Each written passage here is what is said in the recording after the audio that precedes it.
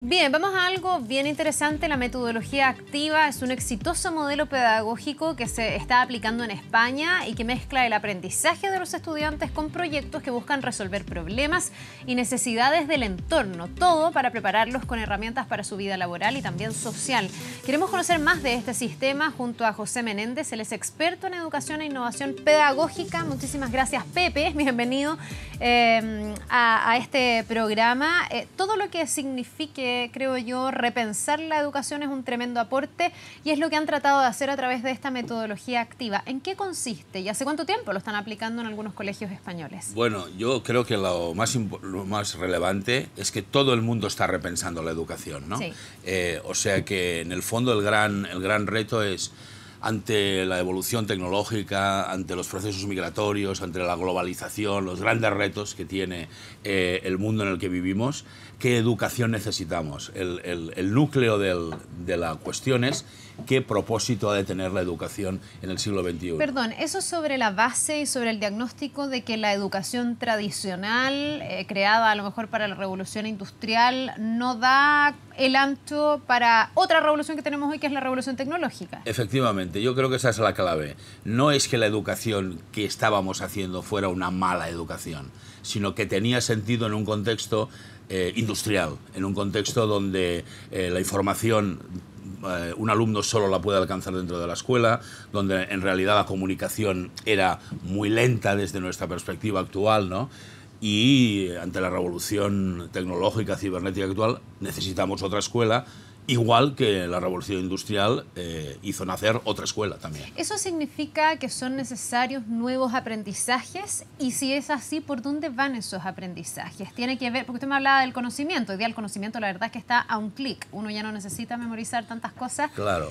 Muchos hablan como de estas habilidades blandas, por decir así, y también como en la educación emocional que puedan tener las personas para enfrentar este mundo que viene. ¿Va por ahí ese cambio? Claro, yo creo que el cambio es centrar que lo importante en el propósito de la educación es el proyecto vital del alumno. Es decir, la formación integral. No solo pensar por apartados o por separación qué es lo que tiene que aprender, sino integralmente.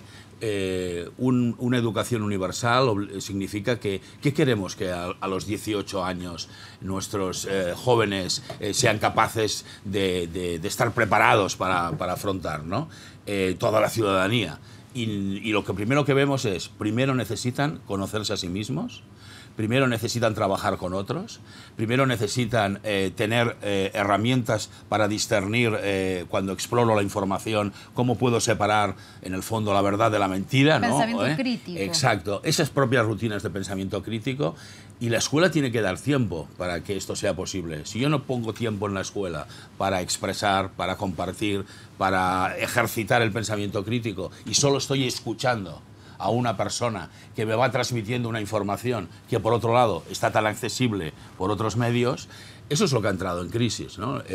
Es la identidad de las personas lo que conforma el propósito de la educación. Ahora, ¿cómo se lleva esto a la práctica en el día a día en una sala de clases? Porque también me imagino hay cierta resistencia o cierta inercia de un sistema que se viene implementando por años y años y años, de este profesor un poco todopoderoso dentro de la sala de clases que tenía el conocimiento, y hoy día hay niños que saben más que el profesor o que tienen acceso a mejores fuentes de información, y ahí está el desafío. Pero ¿cómo se traduce eso en el día a día, en lo cotidiano? Lo primero es que no se puede traducir haciendo lo mismo que hemos hecho hasta ahora.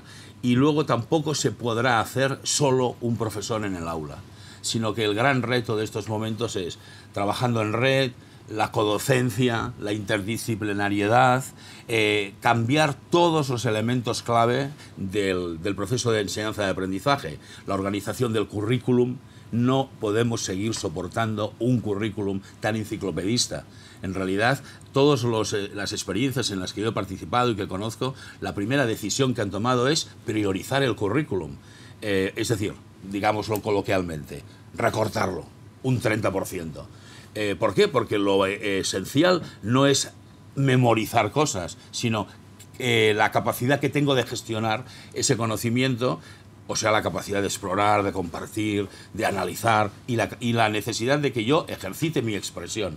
Con lo cual, lo primero de todo, no lo podemos pensar, lo vamos a cambiar y le vamos a decir a un profesor que está solo en el aula, ahora tienes que hacerlo diferente. Esto es un proceso de transición. Ahora, esto me parece tremendamente relevante porque muchos se podrán preguntar, y no sé cómo será en España, pero al menos lo que pasa en Chile, ¿por qué se sigue formando profesores para el sistema antiguo cuando ya casi todos los expertos dicen que aquí se vino una evolución tal que los profesores debiesen ser completamente distintos a lo que han sido? Sí, bueno, eso es en general al sistema educativo, en este caso superior, a la universidad, le cuesta mucho adaptarse a las situaciones nuevas, ¿no? Sí, pues. Pero todo y así, la verdad es que en algunas universidades, en España también, yo algunas que conozco de Latinoamérica, también están dando un giro precisamente a la formación del profesorado, porque significa que va a tener que tener esta competencia polivalente, conocer psicología del aprendizaje, psicología del adolescente,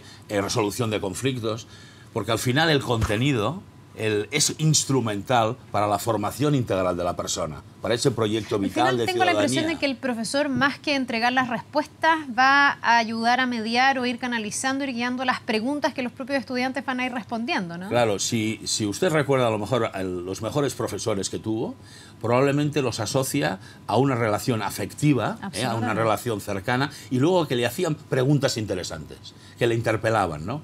Entonces, en realidad, ese es el foco de cambio del sistema.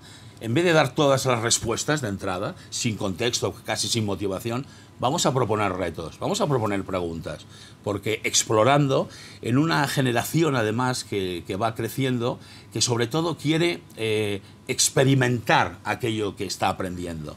Que ya sabemos que normalmente los alumnos, más de 15-20 minutos, no siguen una clase. Y si las encadenamos 6 horas seguidas al día, pues imagínese. Pepe, ¿cómo han ido aplicando ustedes esto en España? Yo leía, bueno, que parte de algo tan básico como que la sala de clases no puede ser este espacio unidireccional donde hay una persona adelante y todos miramos a esa persona. Eso es muy de la era industrial. Hoy día eso pareciera estar muy en retirada. Tiene que ser una sala mucho más interactiva, que ojalá vaya cambiando. Claro, lo primero es que el entorno, el espacio condiciona el aprendizaje. Nosotros ponemos un plató de televisión, ponemos la habitación de nuestra casa, el salón, si queremos que nuestros invitados se encuentren a gusto. Cuando organizamos una cena para que las personas hablen, ponemos una mesa circular. Es decir, el aula tiene que también en el espacio significar qué es lo que quiero conseguir. Si quiero conseguir colaboración, no puedo ponerlos todos en fila como si estuvieran viendo una película de cine. Claro. Si quiero conseguir que compartan, pues también necesito que por lo menos un grupo de 4 maneje un portátil, una computadora, para poder gestionar información. Necesito incluso unas paredes del aula que expresen el conocimiento que los alumnos han ido encontrando, han ido expresando, ¿no? Fíjense que eso es muy bonito porque en muchas experiencias que conozco, luego las familias las invitan a entrar en la propia aula y pueden contemplar como si fuera, por ejemplo, una exposición, lo que sus hijos han hecho, ¿no? Eso es una manera directa también de que los apoderados puedan entender cómo están aprendiendo sus hijos. Que se involucren, además. Efectivamente. Ahora, ¿hace cuánto aplican esto en España, en los colegios donde a usted le ha tocado trabajar, y qué balance hacen? No sé tan bien cómo se mide. Yo entiendo que dentro de las estrategias de aprendizaje se opta bastante por la autoevaluación de los alumnos más que por ponerles nota y calificaciones desde los profesores hacia el alumno. Y me imagino que con criterios un poco distintos al sistema tradicional. Desde esa misma idea, ¿cómo se evalúa si es que esto está funcionando o no está funcionando? Sí, realmente lo que podemos decir es que para evaluar un proyecto de cambio, un sistema así, no solo necesitamos una sola herramienta, necesitamos diferentes miradas. Así como, por ejemplo, PISA, el informe PISA, es capaz de evaluar una parte del sistema. No es toda la foto, es una parte. Nosotros, en el proyecto que yo participé, en Jesuitas Educació de Cataluña, y luego en los proyectos que conozco, en Cataluña hay más de 500 escuelas públicas y subvencionadas por el Estado, dentro de un movimiento que se llama la Escuela Nueva 21, que está de maneras diferentes aplicando metodologías que vayan introduciendo esta centralidad del alumno. ¿Cómo se evalúa? Pues hay una parte que es relativamente fácil, ¿no? Yo hago un proyecto, observo lo que el alumno va elaborando, le hago preguntas, él me responde y al final incluso tengo un producto. Pero también es muy importante que acabemos evaluando cómo voy avanzando yo en el proyecto vital del alumno. ¿Voy consiguiendo alumnos más autónomos?, que es uno de los objetivos oficiales del currículum. ¿Voy consiguiendo que los alumnos aprendan a aprender?, que es otro de los objetivos oficiales del currículum. Eso, claro, solo lo puedo evaluar con un acuerdo de un equipo de profesores, que es un equipo de expertos, que establecen unos indicadores y que al final se reúnen indicando Ramón, María, Nicolás, Andrea han sido capaces, porque fíjense que lo que estamos cambiando es lo que el profesor hace, o la profesora. En vez de estar tanto tiempo explicando, está mucho más observando. Haciendo una similitud con la medicina, es como si dijéramos un médico que nos mira a los ojos, que mira lo que nos está pasando, que investiga y que luego es capaz de acompañarnos en nuestro proceso, ¿no? Pepe, esto es lo que está pasando en España, que ahora se está intentando replicar o aprender en Chile para también poder llevarlo a cabo en algunos colegios. Están los colegios mayor, por ejemplo, sí, trabajando directamente, usted ha colaborado con ese proceso.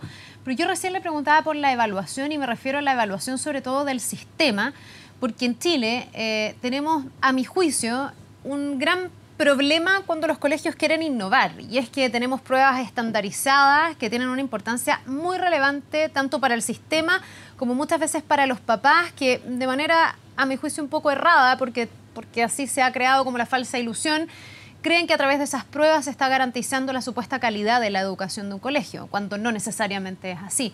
Además, hay incentivos del Estado que están absolutamente relacionados con el desempeño que puedan tener los colegios en esas pruebas estandarizadas, con el cumplimiento del currículum que tengan los profesores. ¿Cómo se rompe? Porque yo me imagino que hay que tener una gran valentía para decirle a los papás, no, ya no nos vamos a fijar tanto en esto, vamos a evaluar de otra forma, vamos a tener un profesor más libre, más innovador. Muchos papás se asustan, dicen, chuta, ya no nos va a ir bien en el CIMSE, que es una de nuestras pruebas, ya no nos va a ir tan bien en la PSU, entonces ya no vamos a ser tan buenos, y ahí está la trampa. Sí, yo creo que algo que está caracterizando mucha actuación de los gobiernos, yo creo que Chile también está aquí, es que está repensando el sentido de la PSU, está repensando el sentido de las pruebas estatales, ¿no?, en los colegios. Es evidente que si un gobierno decide orientar las pruebas hacia una evaluación más competencial, ayuda a que la innovación se produzca. Pero en el fondo es una actuación de diferentes agentes. No podemos esperar que los gobiernos cambien sus decisiones para empezar a implementar procesos. Porque además vemos que está ocurriendo, yo creo que en Chile también, que de repente un gobierno decide que a los 2 años va a cambiarlo. Y yo llevo 5 años defendiendo que no puedo innovar porque en realidad la PSU no iba a cambiar. Y ahora me encuentro que el gobierno, igual en 2 o 3 años, ha decidido cambiarla. Mi experiencia en otros lugares, en este caso en España, en Cataluña muy concretamente, es al final el cambio se produjo porque desde la convicción de las escuelas de que había que cambiar la educación, se produce una presión sobre los propios gobiernos, sobre la propia administración. ¿Todo va sincronizado? No. Pero yo lo que le puedo asegurar es que los alumnos que se preparan en un colegio riguroso, como el colegio mayor, que conozco perfectamente, ¿no?, luego son capaces de adaptarse a cualquier cosa. Otra cosa es que esos alumnos se aburran en un sistema tradicional, pero los estamos preparando para ser más competentes. Claro, que se me va el tiempo. Lo que pasa es que lo que yo digo es que muchas veces, porque los niños rindan en el CIMSE, el aprendizaje en el aula se condiciona a que ese rendimiento esté. Entonces nos perdemos la oportunidad de innovar, de dejar más libertad al profesor, etcétera. No digo que a través de este sistema, que me parece muy innovador, los niños salgan efectivamente preparados para el CIMSE, porque van a tener capacidad de aprender. Es hasta qué punto las pruebas estandarizadas condicionan la forma en que se le enseña, por ejemplo, en Chile a nuestros niños. Mire, yo creo que esa es a veces es una coartada que tenemos los profesores, que en nuestro marco mental creemos que cuando nosotros hablamos los alumnos aprenden. Y al final la acción externa nos justifica determinadas creencias que tenemos internas. Estos procesos de cambio son procesos de cambio de marco mental, de creencias, de pensar pero voy a observar cómo los alumnos aprenden. No podemos esperar a que, por así decirlo, a que la ley cambie para cambiar, porque nos damos cuenta que todo va, en esta época que estamos viviendo, todo va un poquito como a la vez. Sí, y todo cambia demasiado más rápido que lo que cambian Así es. Las cosas desde el poder central, por decirlo así. Efectivamente. Bueno, muchísimas gracias. Muy interesante lo que están haciendo. Ojalá que se pueda replicar en Chile y empecemos a ver también, hay algunas iniciativas innovadoras, por supuesto, pero cada día más. Y también en sectores vulnerables. A mí me parece muy relevante que lo hay también en Chile, ¿no? En algunos sectores vulnerables. Yo conozco la Fundación Súmate o los Mayos de Santa Bárbara que realmente a mí me parece muy relevante ver que no solo son las clases, por así decirlo, que tienen más posibilidades de recursos, sino esta necesidad de que los estudiantes construyan ese proyecto vital. Bien, pues Pepe, muchísimas gracias por habernos acompañado. Que le vaya bien, Gracias. que tenga un buen día. Nos Gracias. vemos.